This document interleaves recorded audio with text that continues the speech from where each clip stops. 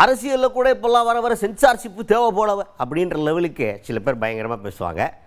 இல்லை எதுங்கன்னா மொத்த கருத்தாக கேட்கும்போது என்னப்பா இப்படிலாம் பேசுகிறாங்க ஐயோ அப்படின்ற லெவலுக்கு சில விஷயங்கள்லாம் பேசுவார். அதுவும் முக்கியமாக திமுகவில் இருக்க மூத்த தலைவர் ஒருத்தர் வரப்போகிறார். அவர் பேசியிருக்கார். அதில் இருக்கிறதுலையே ரொம்ப டீசெண்டாக தேடி பிடிச்சி அவர் மேடையில் ரொம்ப நேரம் பேசுனதில் கஷ்டப்பட்டு கண்டுபிடிச்சி எடுத்து வந்திருக்கோம் ஒரு கண்டென்ட். அது என்ன, யாரை பற்றின கண்டென்ட்டு, யார் பேசினது? திமுக அமைப்பு செயலாளர் RS பாரதி அவர் தான். இப்போ அவர் ஒரு மேடையில் பேசுகிறாரு. ஐயா RS பாரதி அவர்கள் எப்படி பேசுவார்ன்றதை நான் சொல்லி உங்களுக்கு தெரியணுன்றதில்ல. ஆரம்பிக்கும் போது எடப்பாடி பழனிசாமி அவர்கள் அப்படின்னு மரியாதை ஆரம்பிப்பார். அப்புறம் என்ன பண்ணுவார்னா, நீ எல்லாம் என்ன மனுஷனி மானெல்லாம் வெக்கமில்ல அப்படின்ற லெவலுக்கு போயிடுவார். அதனால் ஃபுல்லாக நம்ம கேட்க முடியாது. கேட்குறது நமக்கு கேட்க பொறுமை இருக்காது. நமக்கு என்னப்பா இப்படிலாம் பேசுவார் மூத்த தலைவர் அப்படின்ற லெவலுக்குலாம் பேசியிருக்காரு.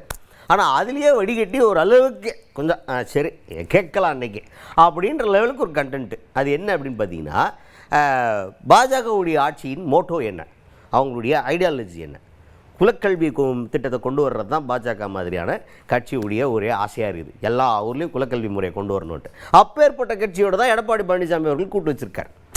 இதை இங்கே இப்படி கனெக்ட் பண்ணுறாரு. தமிழ்நாட்டுக்கு நமக்கு குலக்கல்வி திட்டம் வேண்டாம், ஆனால் அதை கொண்டு வரணுன்ற ஒரே ஐடியாவோடு இருக்கிற பாஜகவோட தான் கூட்டணி சேர்ந்திருக்காரு எடப்பாடி பழனிசாமி அவர்கள். அப்போ பார்த்துக்கோங்க அவர் எவ்வளோ பெரிய மோசக்கார ஆளுன்னு அப்படின்ற லெவலுக்கு பேசியிருக்காரு. அது மட்டும் இல்லாமல் அவர் இதர பல கருத்துக்களையும் பேசியதாக சொல்லி எடப்பாடி பழனிசாமி அவர்களை பயங்கரமாக விமர்சனம் பண்ணியிருக்காரு.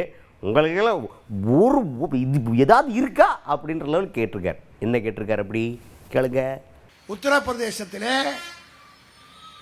பிஜேபியினுடைய ஆட்சியில் ஆதித்யா என்கிற முதலமைச்சர் ஏறத்தாழ 10,000 பள்ளிக்கூடத்தை நீ மூடியிருக்கார். அரசாங்க பள்ளிக்கூடத்தை 10,000 பள்ளிக்கூடத்தை அங்கே மூடிவிட்டு விஸ்வகர்மா திட்டம் என்ற குலக்கல்வி திட்டத்தை அங்கே அறிமுகப்படுத்துறாங்க. அவரோட தான் எடப்பாடி இன்றைக்கு உடன்பாடு வைத்துக் கொண்டு அந்த ஆட்சியை கொண்டு வர வேண்டும் என்று துடிக்கிறார். மேடையில் பேசுகிறார். அமித்ஷா கதவை தட்டினாதான் இங்கே பணம் வருமா? அட மானங்கட்டவனே,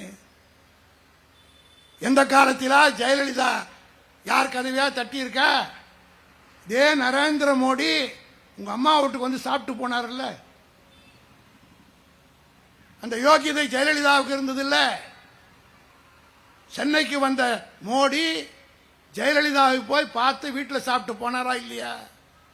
அந்த கட்சியை கையில் நடத்துகிற நீ அமித்ஷா வீட்டு கதவை தட்டினாதான் பணம் கிடைக்கும் என்று அந்த கட்சியில் இருக்கிறவங்க கொஞ்சமா சிந்திக்க வேணாம்? ஜெயலலிதாவுடைய யோகியதையில் ஒன்றாவது எடப்பாடிக்கு இருக்குதா?